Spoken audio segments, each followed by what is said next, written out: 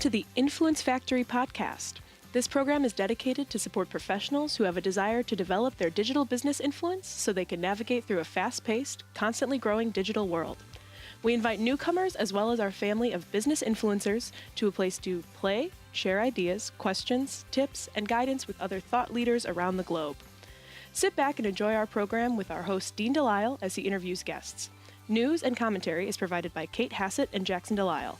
Power Move lessons are provided by the Influencer Marketing Department at Social Jack. And production, editing, and distribution is provided by the Social Jack production team. This week's influencer guest is a nationally known speaker, storyteller, singer, and broadcaster. His voice remains closely identified with the singing of the National Anthem and has held an association with the Chicago Cubs since 1985, for whom he performed in 2 games of the 2016 World Series. Please welcome Wayne Messmer. Wayne, welcome. Thank you. So good to be with you, particularly from my roost. Wait a minute. All of a sudden, you have flowers in the background. Where did those come from? That happened. Just listening to your delightful repartee, I put just a little vase of water, and the next thing I knew, things were blossoming. So thank you for that. Goodness. And you're sitting in lovely Arizona. I know we have people checking in from all over the world, but lovely Arizona, as opposed to being back here in Chicago on this wonderful spring day where it's 60. I don't know what the temperature is, but I know it's raining here, but that's 60. I think so. What, for you, it's 60 degrees now? I don't know. It felt warmer today. I'm just guessing. So all right, okay. But happy first day of spring. So, how are the? I got to ask you real quick, since you're at just about every Cubs game when you're out there and back here, as well as not just singing. I know you're a fan as well. So, how are they looking this year? Well, there's the big challenge that was thrown to them by being predicted to finish last place in the Central Division, which has already been posted in the locker room for sure, the clubhouse. And that really has to do with the aging of the pitching staff. So some have reached the ripe old age of 35. Wow, the old age of 35. And I think, I know, everything's relative. But, they're counting on that the horses they have can still win the race. And I don't disagree. They're solid at so many positions, and health withstanding, and, some breaks here and there. I like this team. Yeah, I do too. And they're fun. They seem, I always like the synergy of it. We talk about social teaming a lot. You and I just talked about that on some coaching sessions. And then also, as we look at life and we look at our social team and the people that we stay connected to, I think one of those teams that has done a good job of socially being in relationship with each other and connecting, the Cubs have done a real good job of that. So I believe. Yeah.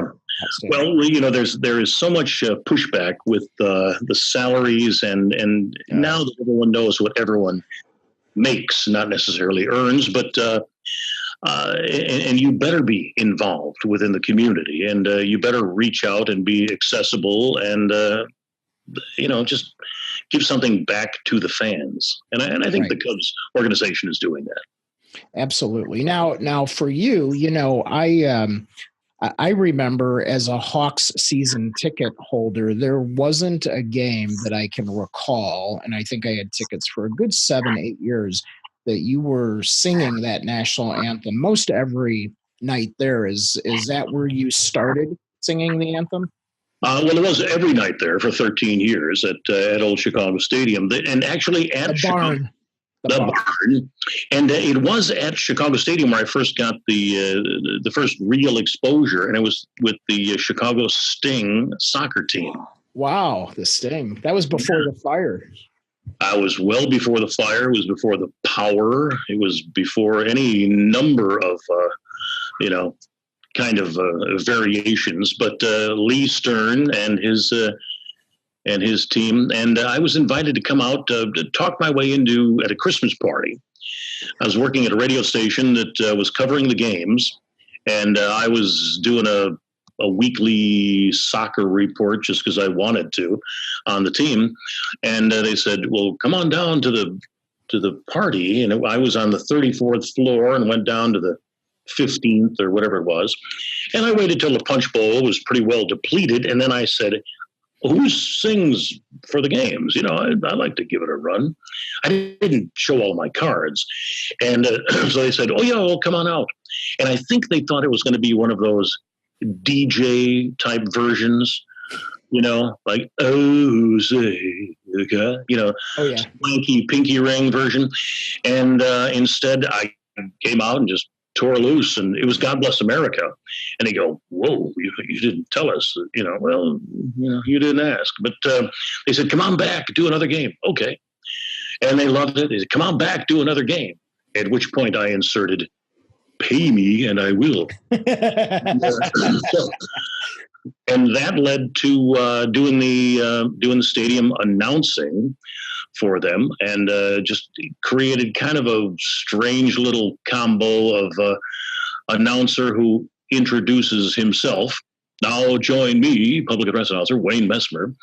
And, you get over that weirdness because it's what you do, and I would rather have my name pronounced properly. Right. And to have, now join, and then you do it anonymously.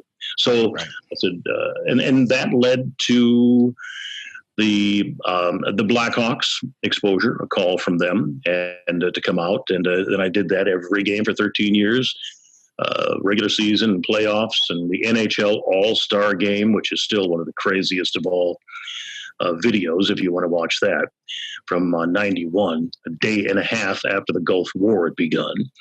Right. That exposure led to the White Sox. The White Sox for 3 years as the stadium announcer and National Anthem dude, and also singing the seventh inning stretch for the games, because Harry Carey had left to go to the Cubs in '82. Right. So I was over there for 3 years and did that. And then after the '84 season, I opted for free agency and moved to the North Side, where I've been for 35 years. And then business opportunity kind of found its way on my lap in 1993 to be a part of the foundation of the Chicago Wolves hockey team. They have an amazing record too. It's like, when I stop watching the Blackhawks, I don't stop. I just don't, tune in as much as I used to. I'm checking out the Wolves and I'm like, wow, they're on top of it, man. Yeah, and right now it's great. I mean, the team's currently in first place, and we've made about to hit 20 of 25 years in existence in the playoffs, won 4 championships, and I truly love that opportunity and respect the guy with the money and the passion, Don Levin, who trusted me with more than just the ability to sing the national anthem. I was brought on to really write the business plan, the marketing plan, the game presentation plan, job descriptions, hire everybody, run day to day. And did I have the experience to do that? I had the knowledge, but I hadn't had that opportunity. And it's just give me an opportunity to put the bat in my hand and walk up to the plate. Yeah, right. Wrong analogy for hockey, but you get what I mean. Yeah, and I came home after the meeting where it was committed, and we kind of had agreed to fall in like before fall in love. And I told my wife Kathleen, she said, do you think you can do this? And I said, I know I can.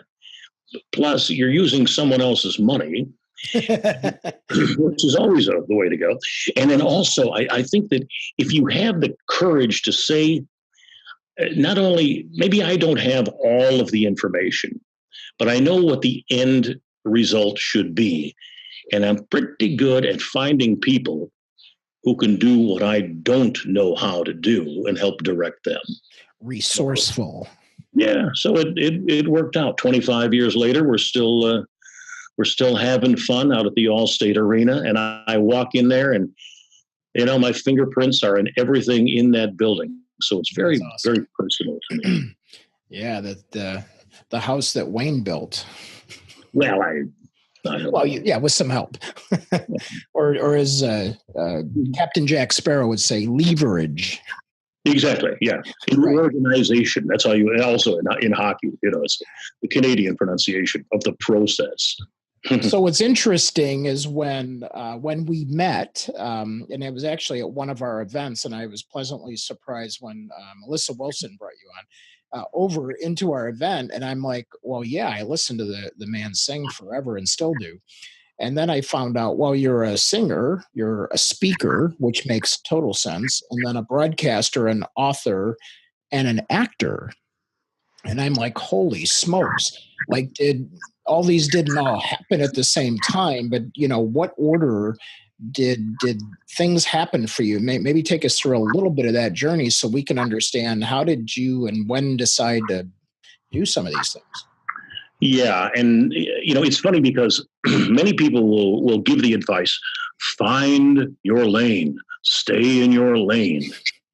Well, I don't know. I mean, I thank God every day for the talent that I have been given. And I say that with all humility, that when you are given abilities and talent, the whole idea is to use them and respect them and to share them. And I don't apologize the fact that I can do more than tap dance, Right. And so really for me, I'm a musician first and everything else second. And try to do as much as possible at the same highest level as what I do best. I like that. I can sing. People say, oh, it's such a difficult song to sing the national anthem. Well, obviously not for me. Because it fits within my voice range. But that's not the only song that I know. Right. I didn't know this. I guess options, right? Yeah, and you're constantly trying to rebrand yourself. And there are many people who know me I own a financial services company, Wayne Messmer and Associates in Chicago. And I've done well over 700 financial retirement seminars personally. And so people know, oh, you're my financial guy. Oh, I didn't know he sang. And you kind of, So there's people from the other side that had no idea. Yeah, exactly. Or I heard you on the radio. There's a guy with the same name as you on the radio. Really? That would be me. So then as an actor or just in life, we take on all of these different roles and try to be the best you can be at any given moment. You and I have talked about this, about how I become less concerned all the time about where I am. It doesn't matter that much to me because I'm focusing on just the fact that I am. So I try to bring my best to a conversation, try to bring my best as an audience member, as a performer. I love and revel the fact of being the only guy facing a certain direction in front of the room. I love that. And being basically shy, I understand that I can put on that persona and not be phony about it. But right. we all have private moments, and that Wayne, the character, the brand, and the character as well, it can be a little bit different than Wayne, very personal. Right. And so musician, I mean, were you playing music as a child or did you start later? I begged for accordion lessons as a child. And growing up on the Southwest side, it's kind of a Yahoo there neighborhood, Polish, Polish. Sure. And it was a thing, and it was cool because the kid next door was an all-city baseball player, played accordion very proficiently. So the windows were open, and I would hear him play, and I'm thinking, wait a minute. If Tommy can do that, and they don't think he's a knucklehead because he plays accordion, and maybe Little Wayne can do it. Right. Not with Lil Wayne, the rapper, but and so I started playing, and accordion I've always loved, still play it, it catches a lot of flack. People say a gentleman is someone who knows how to play the accordion, but chooses not to. I like that. I don't always laugh at that. Although I did just get a ukulele, so that's going to be my next challenge. The next thing. Yeah, so music has been my thing. Just played. I began performing by my grandparents had a place up in, lived up in just in southeast Wisconsin. And around their lake, they had a community building, community house type of thing. And they'd have parties, and I'd be up there as an 8, 9-year-old, open up the case and sit there and play all the songs that I had learned on the likes of Lawrence Welk Show or Mitch Miller or those things. So I knew all of those Heart of My Hearts and Old Gang of Mine and You Are My Sunshines and sing-along stuff. And I'd be the entertainment. They'd unplug the jukebox, and there's this little guy with the big forehead just smiling and grinning and playing. And I loved it. And my dad was a guy who loved the old country tunes, the Gene Autry stuff, Bob Wills, the things that go back a few years. And he was a guitar player. My brother, Buddy, also is a songwriter and musician and guitar player. And so there was always music in our home. And then my younger sister came along 16 years after me. Wow. And she also is a musician. And so that's cool. Yeah, there was always music in our home, usually in the kitchen, around the kitchen table. That's cool. That's cool. That is super cool. Yeah. So, when I was part of the season ticket holding, fans, if you will, at that point with the Blackhawks, I remember clearly there was an evening, and we all have life events and turning points, and you had a pretty significant one, which you talk about in your new book, which we'll get to in a minute. But you had an incident that was all over the news, and it was quite an incident. You want to take us through that a little bit? Yeah, it's a situation that really points out how fragile and temporary things are, and what a delicate balance. And when you think you have both hands on the steering wheel, you're kidding yourself. And in real time, I tell you what happened. I had sung a Hawks game, which I had done every game for 13 seasons. And on one particular Friday night of April 8/9th, on the overnight, a few people stopped over at a place on Taylor Street. And it was a 6-1 victory, so everybody was kind of happy. It was a full moon. It was spring. And many things, seemed like the dominoes were placed in the right order. And it was time to walk to my car, a block and a half back to where I had parked.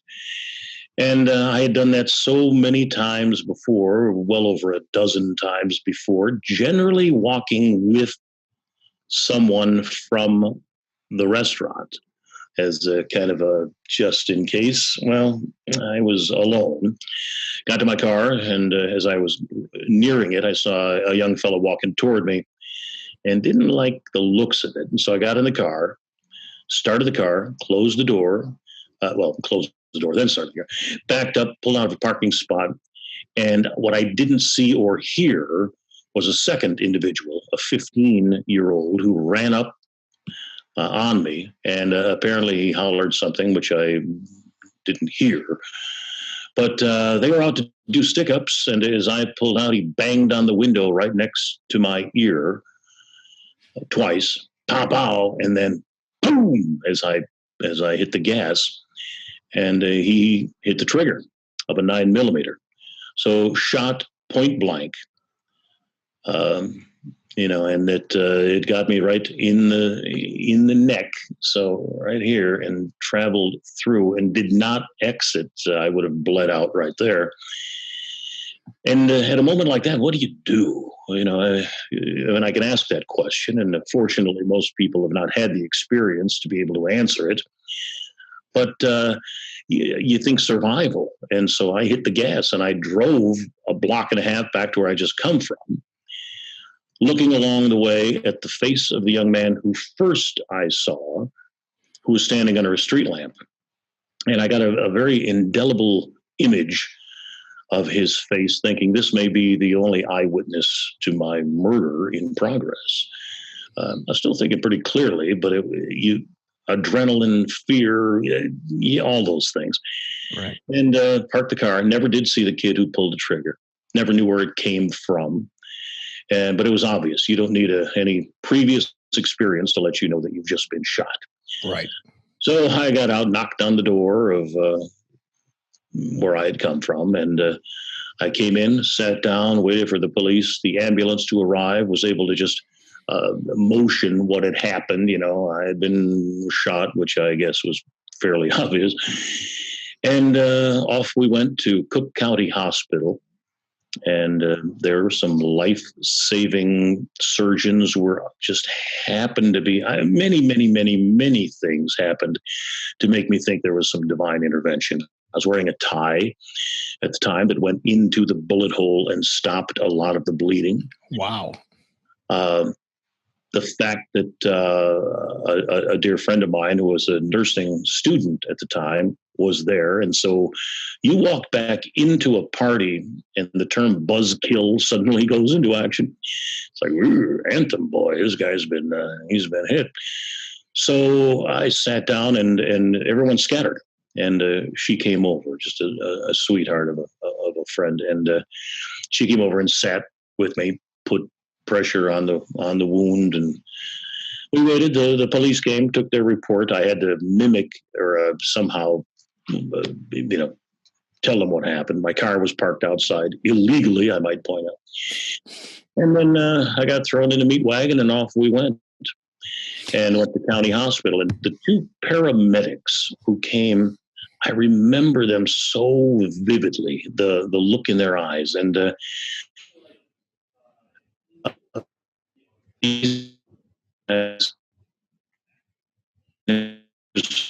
after we brought them back to a Chicago Wolves hockey game where we do a salute to hometown heroes. And I brought them out on the ice with me. And it was the first time that the three of us had been together since that fateful night. And there's a picture of it on my on the website, and sang the anthem. And I was able to introduce them, Bill and Henry, and as the guys who saved my life. Yeah. They stood next to me in uniform, and it's a Wayne sandwich with a couple of my heroes, and they're in uniform standing there in full salute. It's one of the great, glorious moments of thank you that I was able to do in my life. That's super cool. And I can recall the night that it happened. I think WGN or one of the local news agencies had actually reported you had been shot and killed. I didn't hear that, but I heard about it. And it's like the rumors of my demise have been greatly exaggerated. Right. And then it seemed like, we hadn't heard anything because obviously you're healing at that moment, but it almost seemed like, were you back that same season? Because it seemed like it wasn't that, like all of a sudden they're like, and returning, and came out, with Kathleen, your wife, and all of a sudden it's like, wait, how's he here? So yeah. It was interesting. Well, how I made it, I think is it's miraculous. Truly, because the fact that I lived through that is pretty impressive. The fact that I was able to still speak is pretty marvelous to me. But singing is like, come on, man. And it's interesting because the police report says attempted armed robbery, as if nothing had been taken. They didn't get money. But they could have reached into my chest and ripped my heart out and gotten less than they got from me by stealing my voice. But there were things that I just, when we are victimized, traumatized, downsized, lied to, cheated on, whatever it is, we fall into the category where they say there's only two types of people, those who have been hurt and those who have been hurt worse, So it's not the precipitous event that tests what we're made of. It is our reaction to it. Right. Now, I will tell you, there were moments during the recovery where I stood in my living room at home when we were living in Mount Prospect, Illinois at the time. And, after the dust had settled, after 29 days of a story in one of the newspapers, where it's like, okay, now you're on your own, other people's lives have to continue. And you have to grab onto something to keep you from really exploding from within. One, I was not going to let anybody steal the opportunity for me to sing again with my wife. Two, I wanted what I had started, the Chicago Wolves, I wanted them to be a success. And because that was right when we were getting going. And three, I wanted to eventually record an album, a CD of songs, no matter what my voice ever came back as, of songs that truly express from my heart. And the last thing, now remember this is 1994, so you can tell I was possibly induced by morphine or something, because I was saying, should the Cubs ever make it to the World Series in 1994, should they ever do that, I would pray that if the voice comes back, that I get to sing at a Cub World Series. And amazingly, I tell the greatest day of my life, October 30th of 2016. We started the day, Kathleen and I sang. We were hired to sing a birthday party for a dear friend of ours, and we sang all sorts of juicy, lovely, romantic musical stuff. Check mark number one. We then got into the car and drove out to the Allstate Arena, where there were 15,000 people that afternoon at a hockey game, and I walked out at a very successful Chicago Wolves hockey game. Check mark number two. Got into the car and drove to our next event and listened to some of the music, a couple tunes from my album called So Lucky to Be Loving You. Check mark number three. And where were we going? We were on our way to Wrigley Field, all in the same day, to sing for game five of the 2016 World Series, to sing God Bless America and America the Beautiful. After I had finished singing there that night, I don't know if I could ever top that. So I'm in constant search of still searching for great moments to create great memories and planting good seeds so that they happen. Yeah, that's super cool. And and I'm sure there's even more great moments to come. So you have a new and we're so pleased that you did make it through there, so you could continue on with all this great stuff. Now, this would be a very silent program if I hadn't. So, yeah, right. Now, the book "Voice for Victory" has this as part of there, but give us. And there's a lot of people chiming in here that they're super inspired by this. So Voice of Victory, which you can find at WayneMessmer.com if you click on the store. Tell us a little bit about what's in the book. Well, I would send them to Amazon.com probably, but you can read about it certainly at WayneMessmer.com. The book tells the story. It's autobiographical about the path that I've been fortunate enough to take with the sports and radio and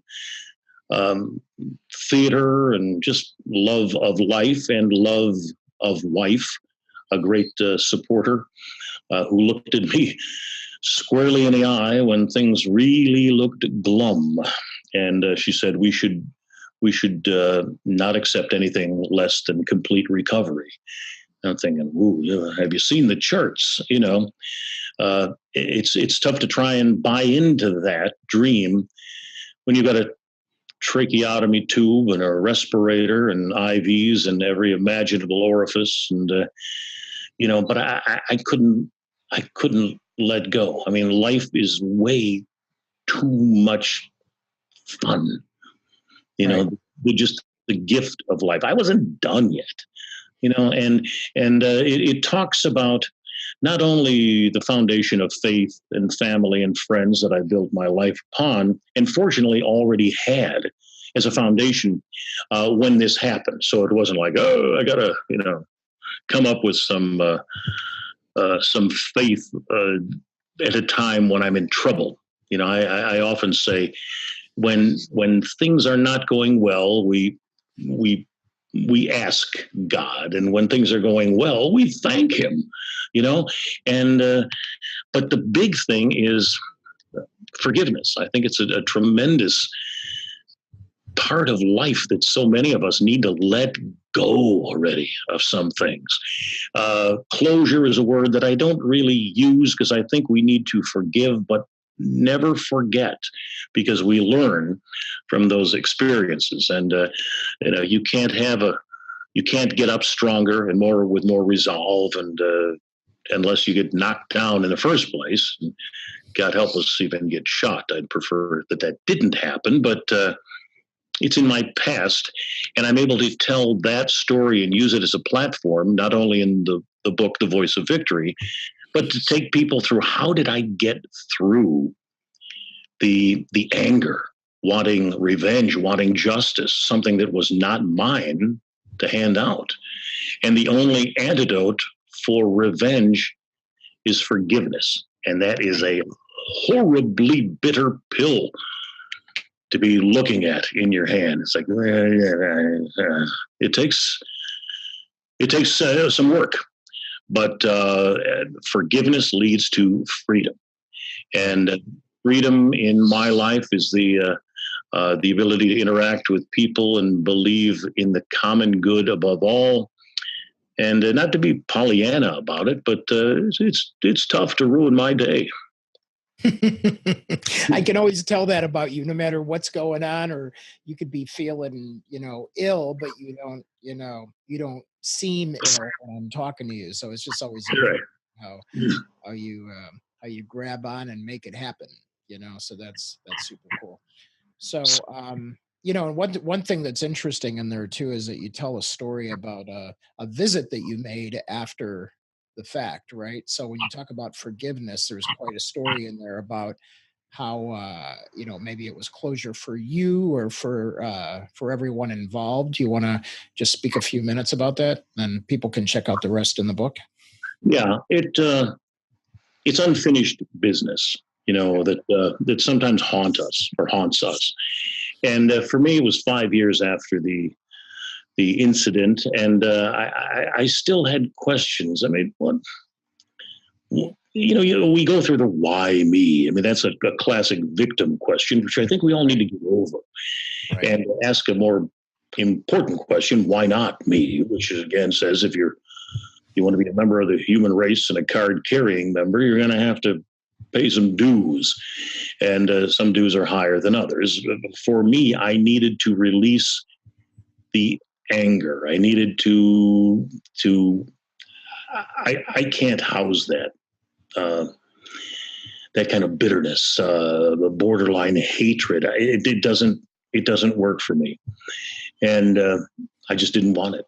And so I needed to let it go. So I hopped in a car and drove for 3.5 hours to make a prison visit, and went in and sat down and saw the young man who was involved. And I waited and waited. I hadn't seen him in a few years. Since the last time I saw him, he was being let out of 26th in California in an orange jumpsuit, sentenced to 8, 10, 12, and 21 years concurrently. And in many ways, victimized as was I by being in the wrong place at the wrong time, although his decisions were what brought him where he was. I wanted to ask him, well, what happened? So I went in, sat down, and thought it was going to be one of those meetings with an old currency exchange, where you sit with the double glass. Yeah, right. On the phone. Yeah, a little phone, and then some guy with no sense of humor taps you on the shoulder. That's it, you're done. After 5 minutes. Well, I sat, first of all, waiting for 45 minutes in a cafeteria, and sat down at a little table, and then waited for this young man to come down. He walked in, and I'm thinking the entire time, why am I doing this? And I'm getting more nauseous by the moment.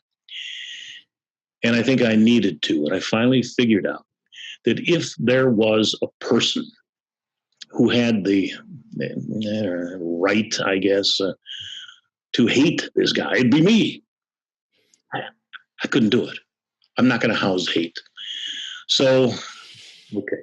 So he walks in and he looks at me and his eyes get so big and he's like, I can't believe that you've come to see me. Repeatedly he said this. I shook his hand and called him by name and said, I'm here to see how you're doing. First of all, I was wondering if he'd even recognize who I was. Well, obviously he knew. And we sat down and we talked. I said, there are a couple things here that I want to put on the table right away. Now, having a PhD in psychology, I kind of brought the Dr. Wayne guy with me. Right. And, so I said, like it or not, we are indelibly fused for the rest of our lives because of being at the same intersection at one specific moment. Nothing you tell me can make your situation any worse. Nothing you tell me can make it any better. So all we have is the truth. So tell me what happened that night. And we talked. That's amazing. As we sat down and I had shaken his hand, I didn't let go. And I created a bond with, an eye contact, and we talked and we talked and we talked and we talked for 2.5 hours. Wow. Then it was time to go, and I stood, he stood, and I just said, I bid you peace, hopefully. We talked about forgiveness. We talked about life after prison. We talked about what it did to my life, what it did to his. And it was significant. And in the book, I described the entire meeting. And I'll tell you one thing, and here's where I really want to bare my soul on this, because as I sat there waiting for this meeting, I'm thinking, if you, as in me, are just having this conversation for the purpose of coming up with a final chapter in your book, you got to be honest with yourself. If that's my motivation, then I'm a phony. Right.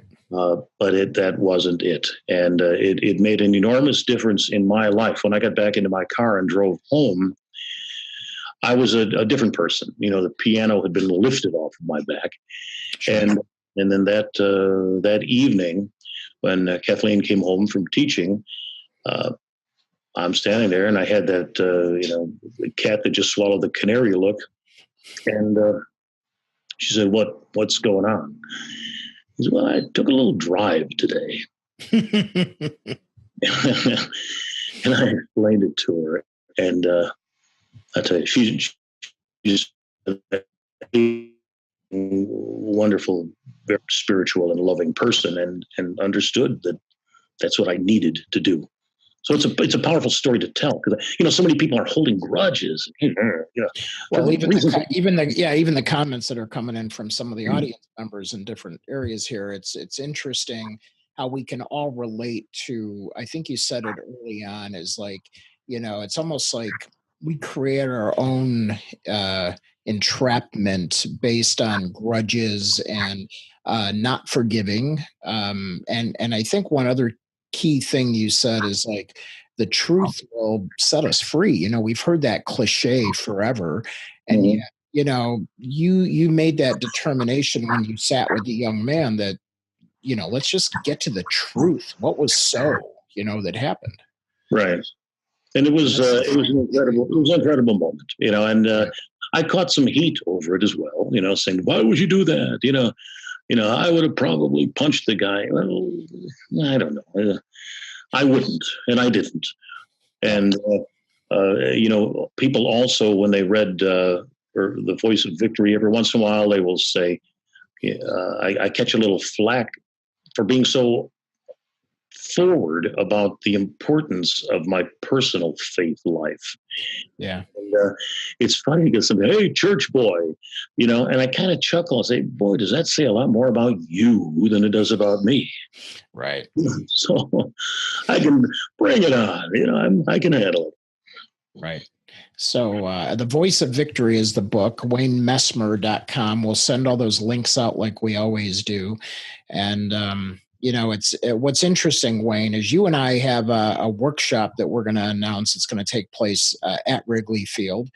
There's so many topics, just as I've gotten to know you, that you know so much about. I mean, not only is it motivation and inspiration, but there's elements of leadership and leading others as well as leading ourselves to the place that feels right for us to be in this lifetime. Because I believe you said it that life is short, and it's a at my mom's service, when we buried my mom, it was like there's 2 dates on your tombstone and there's a dash. Yeah. And that dash is like this incredible span of life that we live, but it really is just a dash, man. It's a dash of everything, And so when you think about that, the gift of you making it through, making it to where you are, and having this inspirational story to share with us, but then being able to teach others, business owners, salespeople, and things like that, I think is incredible. And I look so forward to doing some of this stuff with you. So. Yeah, I think it's going to be great, because people need the shot of positive vibes, good company, good friends, positive vibes. And I know you're all about educating and inspiring and entertaining, and that's my thing. I love the entertainment end of it. As an educator, I mean, I was fully planning on being a high school band director. That's why I went off to college in the first place, down to Illinois Wesleyan, and then loved the counseling end. So I got into graduate school at Loyola and beyond. And so I don't know. Sometimes I look at my resume, if I ever had to make one, and would look like a guy who can't keep a job, but it would look more like a guy who never gets rid of one. I add something, and it's like, okay, how can we? And I learned a few things through the financial company, Wayne Messmer Associates, and also through the Chicago Wolves hockey team, how to build things from scratch that provide the wonderful residual income. And I think that's a lesson that needs to be taught as well. And especially to young people, that it just does, unless you're a trust fund baby, or your first job is vice president of your dad's company, guess what? You're going to have to work a little bit. Yeah. And it's well worth it. And I think that's maybe the message, that hard work meets opportunity. That's good luck, that kind of thing. So we can cliche ourselves to death on this. Right. Yeah, for sure. So and people are saying how inspired they are, and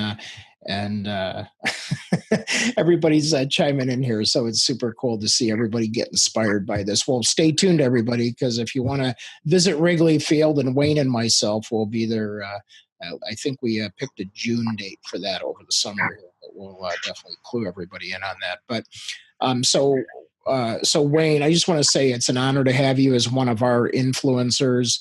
As part of the Social Jack family. We love your story. And again, every time I spend time with you, I learn, I get inspired. And I just want to thank you again from the bottom of my heart, how cool it is to just have you as part of our community and our family. So thank you again for your stories and inspiration and help. So. It's my pleasure. I'm learning every day as well. And, I think if I can impart something to people in terms of the inspiration end, it's just discover within any relationship, any given moment, how can you truly be in it? See, because the term that I love, and I use this as an opening on most every one of my keynote talks, and I start with the words, sometimes the true value of a moment is never realized until it becomes a memory. Yeah. Miss the opportunity. The should have, could have, might have. Come on. Make it meaningful.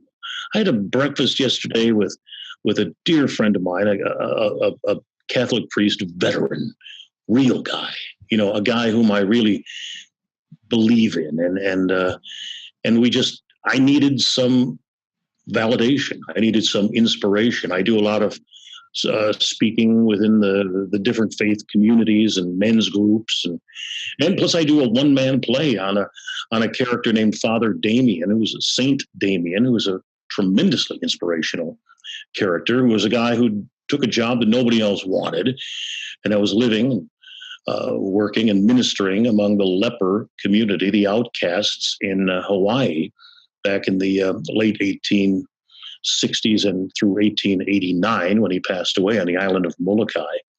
And I look like the guy, and I take it very seriously. And when I was injured, I was praying to Father Damien. And so when people say, well, why did something happen? Why do you have these horrible events happen, even to good people? Well, I think it's, why did I get better? Why, I prayed not only to get well, but if I were to get well, that I would be better. And so, well, why did I get better? So that we could be in this conversation, you and I, Dean, at this moment. Yeah. I was looking for it. That's awesome. Yeah.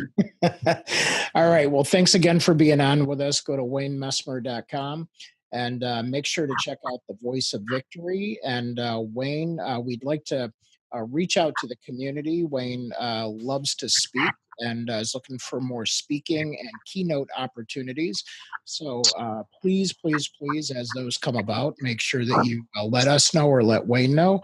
And we'll be happy to match that up against his busy schedule. And the cool thing is he publishes his event calendar, which is a little bit overwhelming, as I must say, but it is nonstop. So if you want to book Wayne for one of your events, just make sure to look for an open date and contact them quickly because they fill up. So with that being said, I will make time for you. There we go. That's my finger pointer. We'll figure it out, right? So again, thanks for being one of our influencers, and we look forward to having you on again soon. Thanks, Wayne. Thanks, my friend. Thanks, James.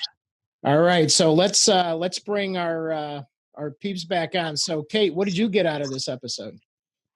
I just love talking to Wayne all the time. I was lucky enough to spend a lot of one-on-one time with him, getting him set up on social and everything. But my favorite thing about Wayne's aura is what he about don't hold grudges, and he's so not like that in any way. Like a lot of people who have been through things have a hard time helping others, and Wayne always has his hand out to give. And so I think that's one of the most respectable things.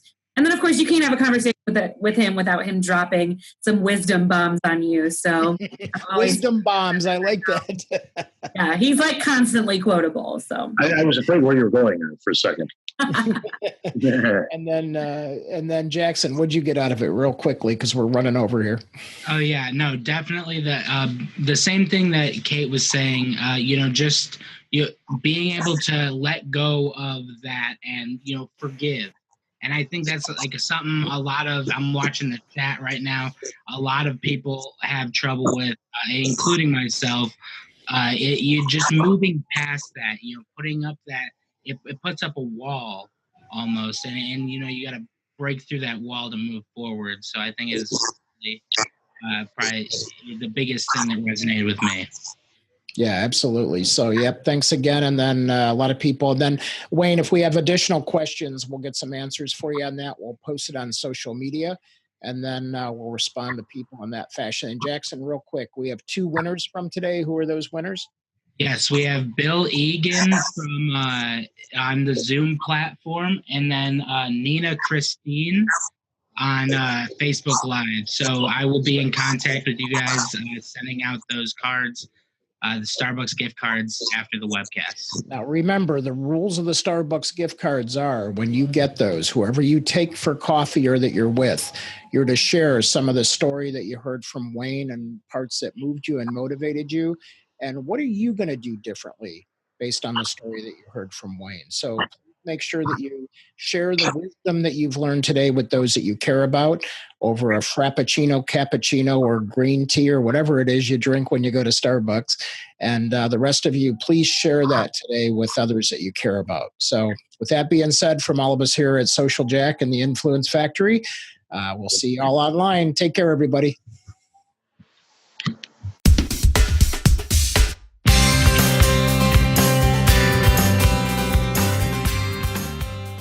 Thank you for listening to the Influence Factory podcast. We welcome feedback and suggestions. You can provide these by visiting our website at www.myinfluencefactory.com. And if you are interested in Social Jack's 90 Days to Influence program, you can simply go to 90daystobusinessinfluence.com and simply ask for the next steps. While our program airs regularly on Zoom webcasts and Facebook Live on Wednesdays at noon Central, we invite you to download episodes on your favorite channel: YouTube, iTunes, Google Play, Stitcher, Spreaker, SoundCloud, and who knows where else in the future. We will also provide occasional on-location live streams with special guests that we will announce in our community Facebook group, Business Influencer Alliance, as well as on all Social Jack channels. Our mission is to help you build your digital business influence with this podcast, as well as inspire, educate, and entertain those who are hungry to collaborate in a cool place with cool business professionals just like you.